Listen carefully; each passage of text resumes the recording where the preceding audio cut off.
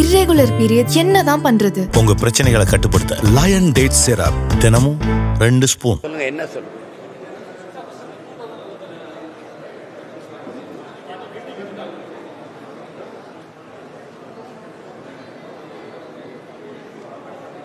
கூட்டம் நாங்கள் 26 தேர்தலை எதிர்கொள்வதற்கான முன் தயாரிப்பு ஒவ்வொரு மாவட்டமாக சந்திச்சு பேசிட்டு வரோம். எங்கள் கட்சி உறவுகளை சந்தித்து இது எப்படி எதிர்கொள்கிறது, அது நாட்கள் ரொம்ப குறைவாக இருக்குல்ல, அதனால் வேகமாக இப்போ இன்றைக்கி இங்கே, நாளைக்கு கோவை, அப்புறம் உதகை, நீலகிரி, அந்த மாதிரி ஒவ்வொரு மாவட்டத்துலேயும் சந்திச்சுட்டு போயிட்டு இப்போ அதுக்கான முன் இந்த களப்பணி தயாரிப்புக்கு தான் இப்போ இங்கே வந்திருக்கேன்.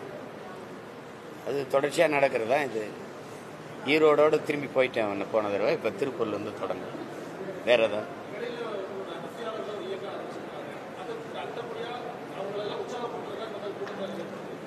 அது ரொம்ப நாளாக நான் செஞ்சிட்டு அதிருப்தியாளர்கள் ஒன்றிணைதல எங்களுக்கு திருப்தி தான், எங்களுக்கு திருப்தி தான், அதில் ஒன்று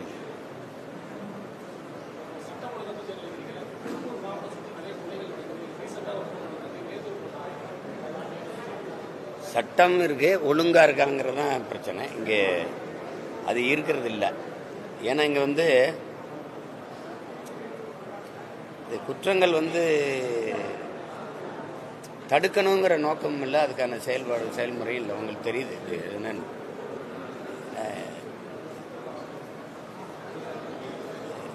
பாடம் நடத்திக்கிட்டு இருக்கிற ஆசிரியை போய் குத்தி கொள்றாங்க, நீதிமன்ற வாசலில் வழக்கறிஞரை விட்டுறாங்க. இது எல்லாமே தொடர்ச்சியாக நடக்குது.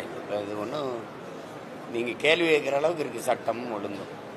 இவ்வளோ பெரிய கட்டமைப்பு, சீமான் யாரோட பேசுகிறாரு, அவர் எங்கே போகிறாரு, இவர் முகநூலில் என்ன பதிவு போடுறாரு, இதையெல்லாம் கண்காணிக்கிற முடிகிற அரசியல். இப்போ நான் யாரோட பேசுகிறேங்கிறது எல்லாரும் பதிவு பண்ணுறாங்க, நீங்கள் பேசுகிறது இவ்வளவு வலுவான கட்டமைப்பு வச்சிருக்கிற ஒரு இது இந்த மாதிரி ஒரு கொலைக்கான திட்டமிடல், அது முன் தயாரிப்பு, அதெல்லாம் நடக்கும்போது கண்டு உணர்ந்து அதை தடுக்க முடியலையா?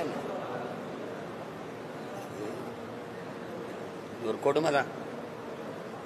யாருக்குமே பாதுகாப்பு இல்லைன்னு வருது. மருத்துவமனைக்குள்ள மருத்துவருக்கு பாதுகாப்பு இல்லை, நீதிமன்ற வாசலில் வழக்கறிஞருக்கு இல்லை, பள்ளிக்கூடத்தில் ஆசிரியருக்கு இல்லை, யாரு நீ காவல் நிலையத்துக்குள்ள காவலர்களுக்கு இல்லை அப்படின்னு வரும்போது தான் அந்த நடவடிக்கை. சட்டசபைக்குள்ள அமைச்சருக்கு இல்லைன்னு வந்தால் ஏதாவது நடக்கிறதுக்கு வாய்ப்பு இருக்குன்னு நினைக்கிறேன். புரியுது? வேறு அரசின் நடவடிக்கை மழை வெள்ளத்துக்குள்ள மூழ்கிருச்சு, நல்லா ஆழமா மூழ்கிருச்சு. 3 மாசத்துக்கு முன்னாடி கட்டின பாலம், ஐயா ஏவா வேலை திறந்து வச்ச பாலம் இப்ப இருக்கான்னு பத்தியில. அப்ப எவ்வளவு உறுதித்தன்மையா கட்டப்பட்டிருக்கு பத்தியில. ஒரு நாடு தன் மக்களின் பயன்பாட்டிற்கு ஒரு அரசு கட்டுகிற ஒரு மேம்பாலம் இந்த தரத்தில் இருந்ததுன்னா அந்த தரத்தில் தான் ஆட்சி இருக்குது. நேற்று கட்சி அதுக்கு முந்தா நாள் கட்சி ஆரம்பிச்சு நேற்று ஆட்சிக்கு நடக்குது அப்படின்னா பரவாயில்ல. 60 ஆண்டுகளாக 2 பேர் தான் மாறி மாறி நீங்கள் ஆட்சி செஞ்சுருக்கீங்க. ஒவ்வொரு முறையும் பெருவெள்ளத்தை எதிர்கொள்வதும் சேதங்களை நாங்கள் எதிர்கொள்வதுமா இருக்குது. குறிப்பாக கடலூர், இப்போ இந்த வாட்டியில் இது திருவண்ணாமலை, கள்ளக்குறிச்சி, திண்டிவனம் இணைஞ்சிக்கிருச்சு. கடலூர் ஒவ்வொரு முறையும் பாதிக்கப்படுது, சென்னை ஒவ்வொரு முறையும் பாதிக்கப்படுது. அதுக்கான காரண காரியங்களை கண்டு உணர்ந்து அதை சரி செய்யறதானே நிரந்தர தீர்வா இருக்க முடியும். அந்த நேரம் நாங்கள் தத்தளிச்சு நிற்கும் போது உணவு பொட்டலம் கொடுக்குறோம், உங்களுக்கு சோறாக்கி போட்டோம், உங்களுக்கு நிவாரணம் கொடுத்தோம், அது உடனே தண்ணி இறைச்சி ஊற்றணும். தண்ணி எப்படி இறைச்சி ஊத்துறாங்க? உங்களுக்கு காணொலி காட்டுட்டா, இந்த தெருவில் இருக்கிற தண்ணி எடுத்து இந்த தெருவில் ஊத்துறாங்க, இங்கிருந்து தண்ணி ஊற்றி அந்த தெருவில் ஊத்துறாங்க, அங்கிருந்து எடுத்து இந்த தெருவில் ஊத்துறாங்க. இதெல்லாம் ஒரு ஆட்சி முறை இன்னைக்கு சொன்னீங்க. இது நம்மளை நாமே வெக்கி தலை குனிஞ்சு நடக்கணும். இப்படிப்பட்ட ஒரு ஆட்சியாளர்கள்ட்ட சிக்கி கொண்டு வாழ்ற நிலைமைக்கு நம்ம இருக்கிறோமேங்கிறது ஒரு பெருத்த அவமானம் தான்.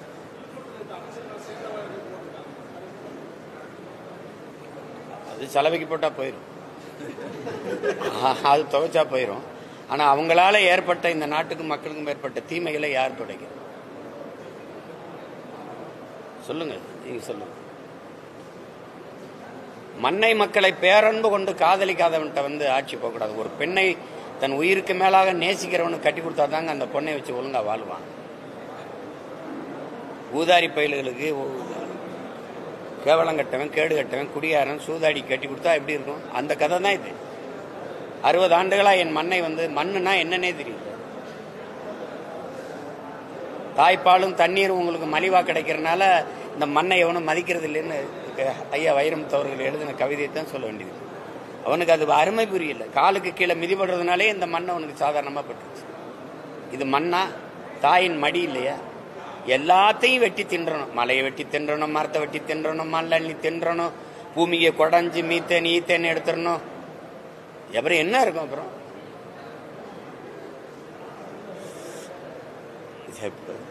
ஏதோ சரி பிறந்துட்டோம், விட்டுட்டு போக முடியல, போராடிட்டு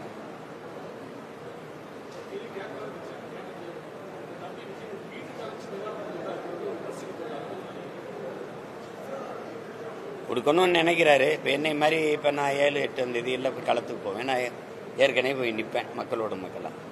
அவரால் போய் அப்படி நிற்க முடியாது, பிரச்சனை இருக்குல்ல. அவர் போய் அங்கே நின்னா பாதிக்கப்பட்ட மக்களின் கூட்டத்தை விட அவரை பார்க்கணுங்கிற கூட்டம் அதிகமாக வந்துடும்.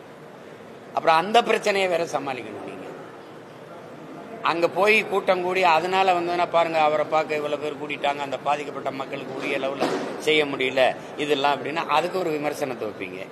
அதனால அவரு சரி உதவணுங்கிற எண்ணம் இருக்கு, அதுக்கு நீங்க பாராட்டணும். சரி அதை கூட மற்றவங்க செய்யல. சரி அவராது வர வச்சு கொடுக்குறாரு. உதயநிதியோட பிறந்தநாள் கொண்டாடிட்டு இருக்கிறத எப்படி பாக்குறீங்க? உதய விழா அதை எப்படி பாக்குறீங்க நீங்க? சொல்லுங்க. அதுல போய் மாண்புமிக்க அமைச்சர் பெருமக்கள்லாம் கலந்து கொண்டு பாராட்டி பேசுறதில் எப்படி பாக்குறீங்க? அவங்க தாத்தா நாங்க செத்து ஈழத்தில் விழும்போது ஒரு தெருவில் பறையோசை கேட்கும் போது, சாவு பறை கேட்கும் போது இன்னொரு தெருவில் மங்கள ஒளியும் கேட்டிருக்கிறது அப்படின்னு நினைச்சுக்கிறதா? அதே இதுக்கு பொருத்திக்கிறதா? எப்படி அவராவது மற்றவங்களுக்கு கொடுக்கணும்னா நினைக்கிறாரு. இது சரி வர வச்சாது ஒரு அரிசி பருப்பு ஏதோ ஒன்று கொடுக்குறாரு, வேட்டி சேலை கொடுக்குறாரு, ஏதோ ஒன்று. அத அந்த எண்ணத்தை நீங்க பாராட்டத்தானே வேணும்.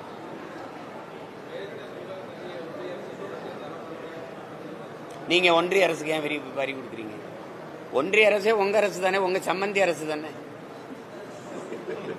நீங்க பாட்டுக்கு போறீங்க, பாக்குறீங்க, தேநீர் சாப்பிடுறீங்க, காலையில மகன் சந்திக்கிறீங்க, மாலையில அப்பா சந்திக்கிறாரு, முதலமைச்சர் சந்திக்கிறாரு, விளையாட்டுத்துறை அமைச்சர், இப்ப துணை முதல்வர் வேற. நீங்க தான் எந்த நேரம் பார்க்க முடியுது, பேச முடியுது. வாங்க சதுரங்க போட்டினா வர்றாரு, வாங்க கேலோ இந்தியானா வர்றாரு.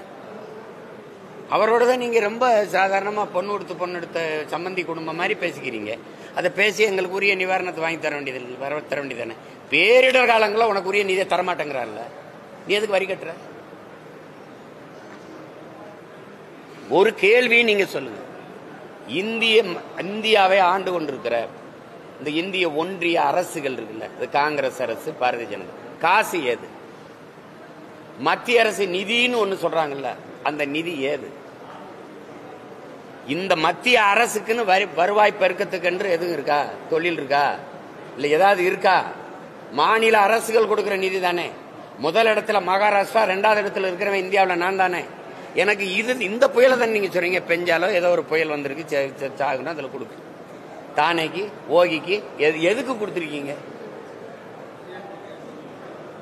ஏன் அப்ப நீங்க கொடுக்குற? தர முடியாது போ அப்படின்னு சொன்னா நீ என்ன பண்ணுவ? அடுத்த நாள் அமலாக்கத்துறை ரைடு வரும், உள்ளதுக்கு போடுவா. அதுதானே பயந்துக்கு கிடக்குற. என்ன ரைடு போடுவ நீங்க? இது மட்டுமா பாரபட்சம்ங்கிறது? இது மட்டுமா? குஜராத்ல ஒரு மீனவனை பாகிஸ்தான் கடற்படை கைது பண்ணிருச்சுன்னா நீ உடனே உன் கடற்படை ராணுவம் போய் திரட்டி போய் அவனை மீட்டிட்டு வருது இல்ல?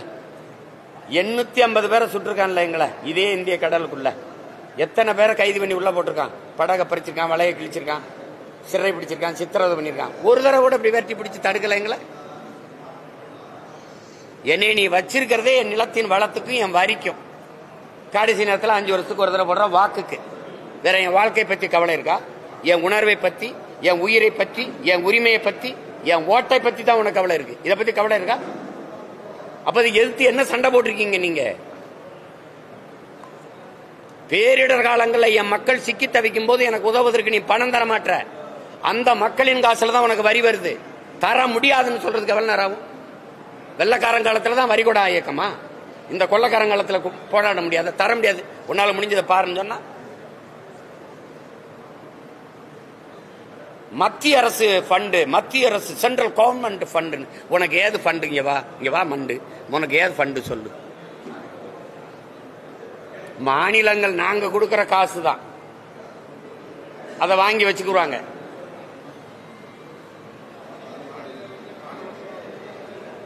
அதுக்கு நீங்க என்ன சண்டை போட்டீங்க? என்ன சண்டை போட்டீங்க? கூட்டணி வச்ச ஐயா சந்திரபாபு நாயுடைய மாநிலத்திற்கும், கூட்டணி வச்ச ஐயா நிதிஷ்குமார் மாநிலம் பீகாருக்கும் ஆந்திராவுக்கும் நிதிநிலை அறிக்கையில ஒதுக்கப்பட்ட நிதி எவ்வளவு தான் உங்க எல்லாருக்கும் தெரியுமே. 40 பாராளுமன்ற உறுப்பினரை போய் வச்சுக்கிட்டு அங்க என்ன பண்ணீங்க? ஏன் இதை கேட்கல? சரி, போன தடவை தூத்துக்குடியில சிக்கணும்ல, அப்ப பேரிடருக்கு நிதி தந்துருச்சா? தரல இல்ல. அதை எந்த இடத்துல போய் எழுப்புனீங்களா? இந்த பாராளுமன்றத்தில் கேள்வி எழுப்புனீங்க, பேசுனீங்களா? ஒவ்வொரு முறையும் நீ இதே செய்யறீங்களா? அப்புறம் நீங்க கேட்க வேண்டியவங்கிட்ட விட்டுட்டு பாவம் இந்த திருப்பூர்ல சிக்கிட்டான் சீமான் வச்சுட்டு என்னைய போட்டு தள்ளிட்டு இருக்காது. புரியுதா? நான் ஏதோ நானும் உங்களோட கூட்டத்தில் கூட்டமா இருந்தா அழுகிற ஆள் தான், என்கிட்ட ஒன்றும் இல்லை. அது ஆனா என்ன பண்றது, பாவப்பட்ட மக்கள் கூட்டத்தில் நான் ஒருத்தர் நான் நின்று அழுகலாம். அதுதான் நம்ம செய்ய முடியுது. வேற என்ன செய்ய முடியுது சொல்லுங்க?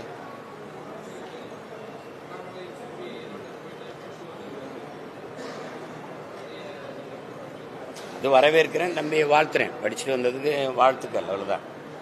அது இப்போ எல்லாருமே சொல்றாங்க தம்பி வந்து இப்போ பேசுறதுல நிறைய முதிர்ச்சியா இருக்கு, நிதானமா இருக்குன்னு. அது மாதிரி இங்க இருக்கிற கொஞ்சம் பேரை படிக்க அனுப்பி, அவர் எங்க படிச்சாரோ அங்க அனுப்பிவிட்டா கொஞ்சம் என்னப்பா அனுப்பிவிட்டா கொஞ்சம் நல்லா இருக்குன்னு நான் நினைக்கிறேன். அது அவரு தேடல் அவசியம். ஒரு புதிதாக ஒன்றை தெரிந்து கொள்வோம், கற்றுக்கொள்வோம்னு நினைக்கிறத வந்து அது குறை சொல்ல முடியாது. அவர் கற்றுட்டு வந்ததுல மகிழ்ச்சி தான்.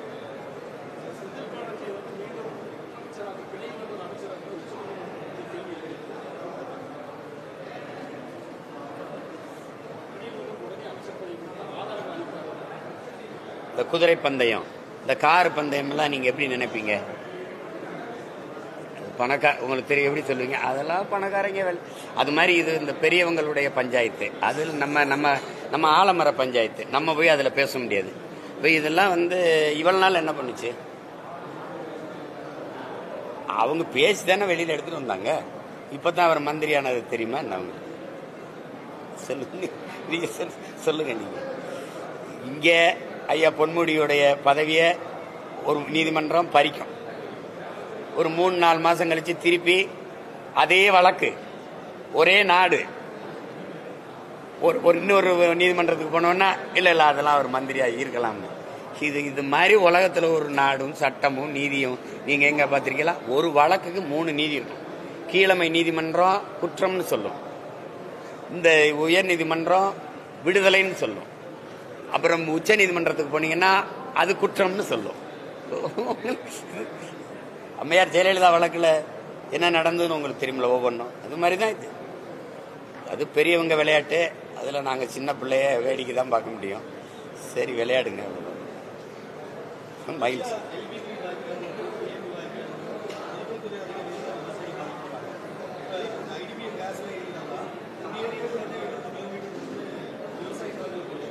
என்கிட்ட கேள்வி கேட்கிறீங்களா? அந்த கோபம் எங்க? நீங்க கொண்டு போய் என் மக்களுக்கு சொன்னீங்களா? கேரளாவில இருந்து தானே வருது இந்த கையில் எரிவாயு, இந்த வாயு. அப்ப கேரளாவில இருந்து தமிழ்நாட்டுக்கு எப்படி வருது? சாலை வழியே. சாலையில இருந்து இங்க போகுது, கொச்சினுக்கு எப்படி போகுது? சாலை வழியே. ஏன் நிலத்துல மட்டும் ஏன் நஞ்சை பழந்த மாதிரி 2ஆ பிளக்குற? நான் கேட்டேன் போராடிட்டு இருக்கும்போது. இந்த எங்க வழக்கு வாங்கின எங்க அண்ணன் எல்லாம் நிக்கிறாங்க. நாங்க இந்த குழாயை தூக்கி பொறிச்சு போட்டோம். அம்மையார் ஜெயலலிதா காலத்துல எல்லாரும் மேலே வழக்கு. நான் வந்து எங்க அப்பா அந்த மாதிரி, எங்க அப்பா மாதிரி இந்த போராட விவசாயிகளோட போராட, அப்பா எப்படிப்பா நீங்க இதுக்கு அனுமதி கொடுத்தீங்க? என்னையா தண்ணி உள்ள போகுதுன்னு. அப்ப தண்ணி தானே போகுது, பூமிக்குள்ள போயிட்டு போகட்டும்னு நாங்க சரின்ட்டோம். கடைசியா தானே தெரியுதுப்பா அது எரிவாயு அப்படின்ட்டு. அது எப்ப பிரச்சனையாகுதுன்னு பாத்துங்க. இந்த காற்று, இந்த கையில் எரிவாயு போற அந்த கையில் நிறுவனம் கொண்டு போகுது, அந்த காற்று பூமி கீழே இருக்கிறது. ஒருவேளை விவசாயி அந்த பயன்படுத்துறாரு பாருங்க நிலத்துல, அதுல ஏதாவது பாதிப்பு ஏற்பட்டு அந்த வாயு கசிஞ்சு அதனால ஒரு பேரிடர் நிகழ்ந்தால் அதற்கு அந்த நிலத்தின் உரிமையாளரே பொறுப்பேற்க வேண்டும்ங்கிறது சட்டவரை விதி. இந்த இந்த மாதிரி குற்றத்துக்கு இவருக்கு அதிகபட்சம் மரண தண்டனை கொடுக்கலாம்ங்கிறது. இத படிக்கும் போது எங்க ஆளுக டேய் என்னடா நிலத்தையும் பறிச்சுக்கிட்டு எங்களை தூக்கல வேற போடுவீங்களாடான்னு அப்பதான் எங்க ஆளுகளுக்கு முழிப்பே வருது. புரியுதா? அது மாதிரிதான் இதை பதிச்சுக்கன்னு சொன்ன பெருந்தகை ஐயா கலைஞர் அவர்கள் தான், கருணாநிதி அவர்கள் தான். இதுக்கு வழக்காட போனது யாரு தெரியுமா? நாங்க போன அந்த வழக்கு அங்க உச்ச நீதிமன்றத்துக்கு போச்சு.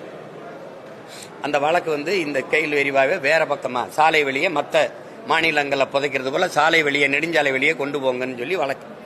அதுல அம்மையார் ஜெயலலிதா ஆட்சியில் இருக்கும்போது அவங்களுடைய அரசு தரப்புல ஒரு வழக்கறிஞர் வாதிட போறாங்க. அந்த வழக்கு நீதிபதிகள்லாம் உட்கார்ந்து இருக்கும்போது மூத்த வழக்கறிஞர் போகாம, எந்த பிரச்சனை இது? மக்களின் பிரச்சனை. மக்களின் பிரச்சனைக்கு மூத்த வழக்கறிஞர்கள் போகாதனால அவருக்கு கீழே இருக்க உதவியாளர்கள் அனுப்பினதுனால எங்க உங்க சீனியர், எங்க உங்க மூத்தவருங்க, அவர் வேற இது வழக்குக்கு போயிட்டாருன்னு எரிச்சல்ல வெறுப்புல நீ புதைச்சு பூமி வயலுக்குள்ளே புதைச்சிட்டு போடான்னு தூக்கி போட்டுட்டேன். இது யாராவது மறுக்க சொல்லுங்க. ஆனா இதே அம்மையார் ஜெயலலிதாவுக்கு அங்கு பெங்களூர்ல வழக்கு வரும்போது நீதிமன்றம் திறக்கிறதுக்கு முன்னாடி அதிகாலையிலேயே படுத்திருந்து எல்லா மூத்த வழக்கறிஞர்களும் போய் வாதிட்டது 2. அப்போ தனக்கு ஒண்ணு பிரச்சனைனா மக்களுக்கு ஒரு பிரச்சனைனா பாரபட்சமா அணுகிற ஆட்சியாளர்களை வச்சுக்கிட்டு நீங்க எப்படி சரி பண்ணுவீங்க? எப்படி சரி பண்ணுவீங்க? கீழே கையில் எரிவாக போகும், மேல உயர் மின் அழுத்தம் போகும். என்னப்பா விவசாயம் எங்களுக்கு நாங்க எப்படி விவசாயம் பண்றது சொல்லுங்க நீங்க? அவ்வளவு அறிவானவர்கள்ட்ட நம்ம ஆட்சி அதிகாரங்களை கொடுத்துட்டு அப்புறம் அழுது பயன் இருக்கு? ஒன்னும் செய்ய முடியாது. நீங்க எல்லா கேள்வியும் என்கிட்ட கேக்குறீங்க. இன்னொரு 2 வருஷம் கழிச்சு கேளுங்க. காங்கயம்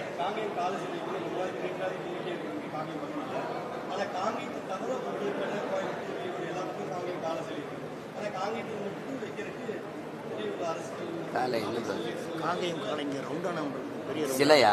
சிலை வைக்கணும். முதல்ல ஒரு தனியார் செய்ய இருந்த பொண்ணு இந்த கோரிக்கை இருந்துட்டு அரசு அனுமதி தனியார் செய்ய இருக்கிற போது அது முன்னெடுத்த இருந்தவர். ஆனா நிறைவேற்ற முடியல. என்ன இருக்கு? இந்த அதிகாரங்களும் ஆட்சியும் அப்படியே இருக்க போறது இல்ல, மாறும்ல. மாறும்போது நீங்க இங்கெல்லாம் சொல்றீங்களா, இங்கெல்லாம் வச்சிருவோம் சிலையை விடுங்க.